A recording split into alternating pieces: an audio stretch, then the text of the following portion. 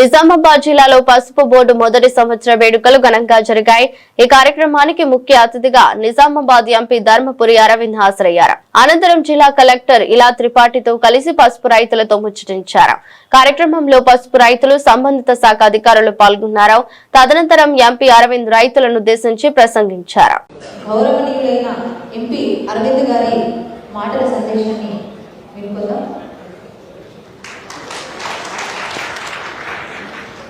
ఈ కార్యక్రమానికి విచ్చేసిన జిల్లా కలెక్టర్ గారు, నూతనంగా మన జిల్లాకు వచ్చిన శ్రీమతి ఇలా త్రిపాఠి గారికి స్వాగతం పలుకుతూ,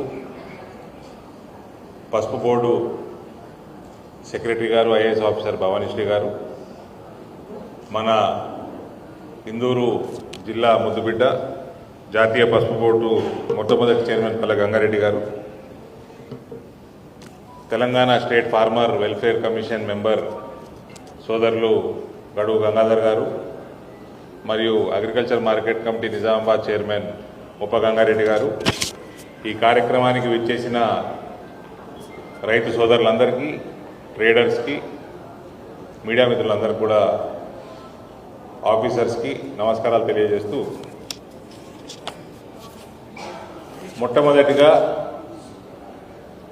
ఈ పసుపు బోర్డు యొక్క ఏర్పాటు గత సంవత్సరంలో అయిన విషయం మనకు తెలిసిందే.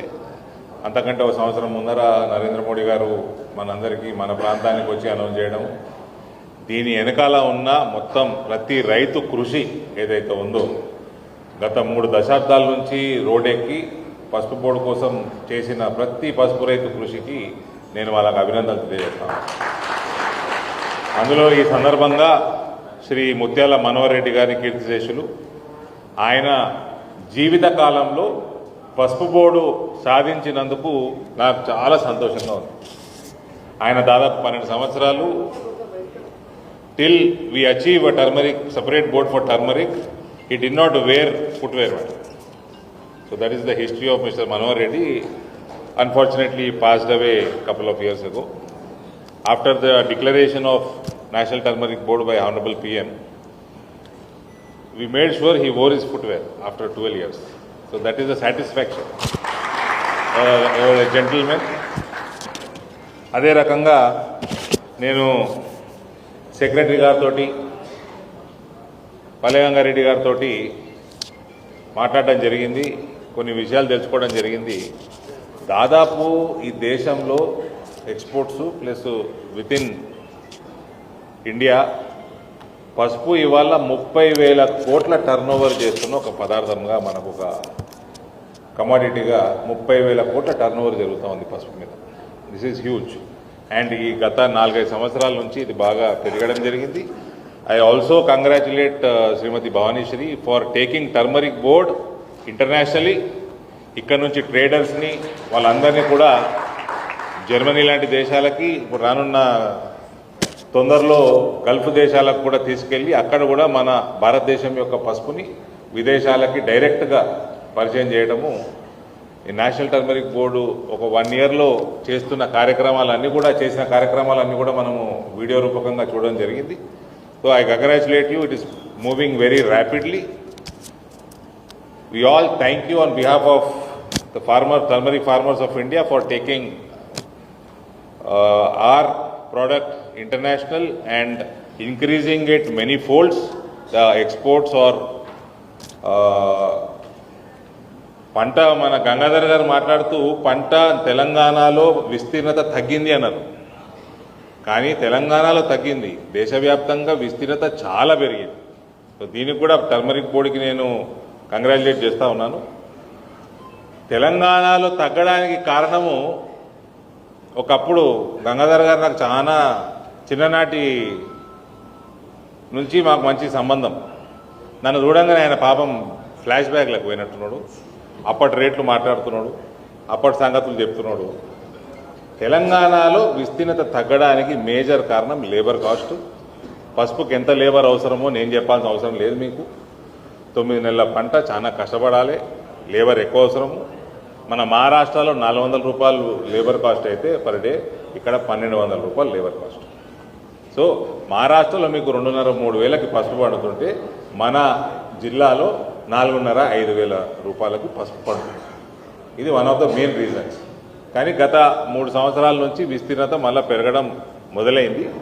కానీ ఇది కూడా అడ్రస్ చేసుకుంటే కాస్ట్ ఆఫ్ ప్రొడక్షన్ తెలంగాణలో కూడా చాలా తగ్గిపోతుంది. ఎందుకంటే మన గల్ఫ్ వలసలు మనకు తెలుసు, భారతదేశంలో కేరళ తర్వాత మ్యాక్సిమం గల్ఫ్కి వెళ్ళే యువత మన తెలంగాణ నుంచి ఉంటుంది.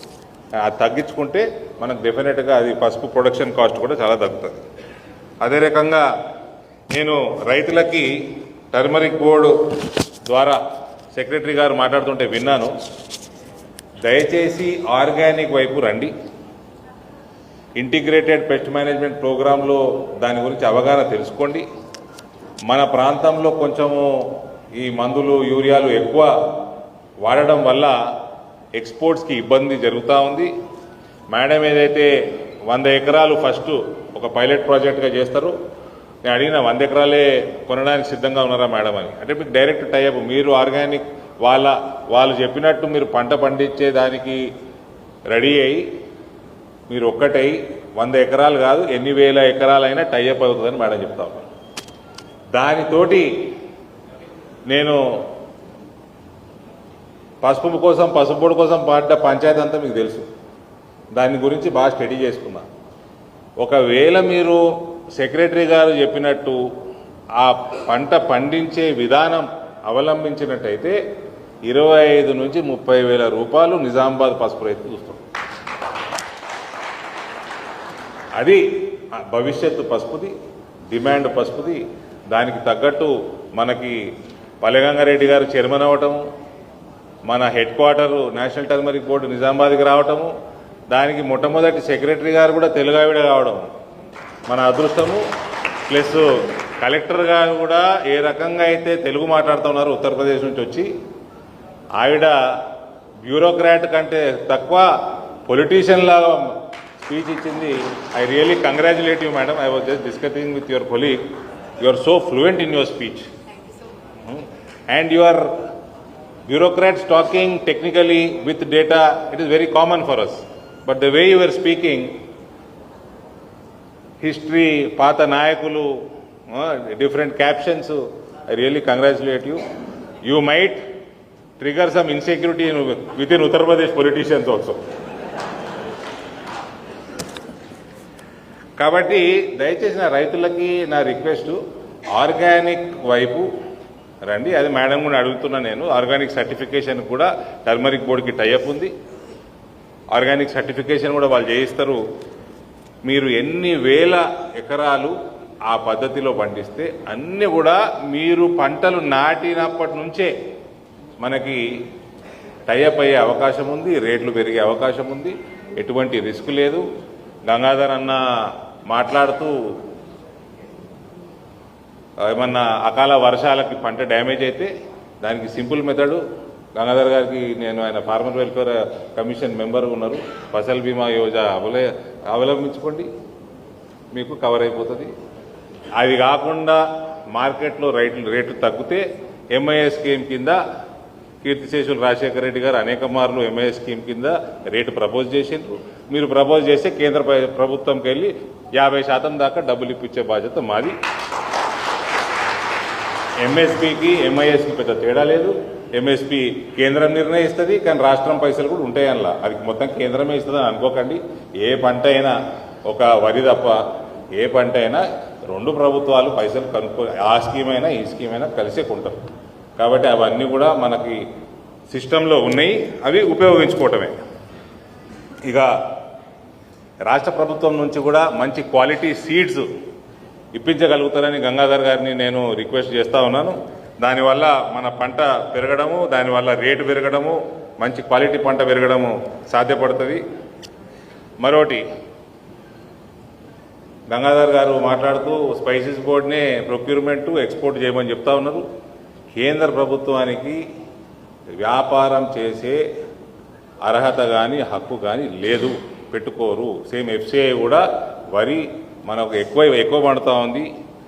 బియ్యం కొనుక్కొని బియ్యం ఎక్స్పోర్టు బిజినెస్ చేసే ఇది కేంద్ర ప్రభుత్వానికి ఉండదు, రాష్ట్ర ప్రభుత్వం చేసుకోగలుగుతుంది. మీరు పసుపు రైతుల మీద ఇంకా వాళ్ళకి ఇంకా బెటర్గా చేయాలనుకుంటే మీరు ప్రొక్యూర్మెంట్ చేయొచ్చు, రాష్ట్ర ప్రభుత్వం మీరు ఎక్స్పోర్ట్ చేయొచ్చు, మీరు వ్యాపారం చేయొచ్చు. కానీ కేంద్ర ప్రభుత్వానికి అటువంటి అవకాశం లేదు. ఏ డిపార్ట్మెంట్ అయినా కేంద్ర ప్రభుత్వంది, వాళ్ళు ప్రొక్యూర్మెంట్లు చేసుకొని డిస్ట్రిబ్యూషన్ చేసుకోవచ్చు, కానీ వాళ్ళు అమ్ముకునే పరిస్థితి కేంద్ర ప్రభుత్వం ఉండదు. అది మా ప్రభుత్వమే కాదు, కాంగ్రెస్ ప్రభుత్వం ఉన్నా కూడా గంతే ఉండేది. కాబట్టి ఇవాళ ఈ కార్యక్రమానికి నన్ను ముఖ్య అతిథిగా పిలిచినందుకు నేను ఎంటైర్ టర్మరిక్ బోర్డుకి నేను ధన్యవాదాలు తెలియజేస్తా ఉన్నాను. చాలా సంతోషంగా ఉంది. పసుపు బోర్డు సాధించుకున్నాము, ఇక్కడ పెట్టుకున్నాము హెడ్ క్వార్టర్. ఇంకా ఇక్కడ బ్రహ్మాండమైన ఆఫీసు కూడా టర్మరిక్ బోర్డు కట్టుకునే విధంగా కూడా రాష్ట్ర ప్రభుత్వము మంచి సిటీ నిజామాబాద్ పట్టణ నడి ఒడ్డులో 2 ఎకరాల స్థలం కూడా ఇప్పించేది ఆల్మోస్ట్ దగ్గర పడ్డట్టు నాకు గంగాధర్ గారు చెప్తా ఉన్నారు. చాలా సంతోషం. అది కనుక వచ్చినట్టయితే మనము సొంతంగా మన ఆఫీసు కూడా బ్రహ్మాండమైన ఆఫీసు కూడా కట్టుకుందాం. మరోసారి ఈ అవకాశం ఇచ్చినందుకు నేను ధన్యవాదాలు తెలియజేస్తూ సెలవు తీసుకుంటా ఉన్నాను. భారత్ మాతాకి.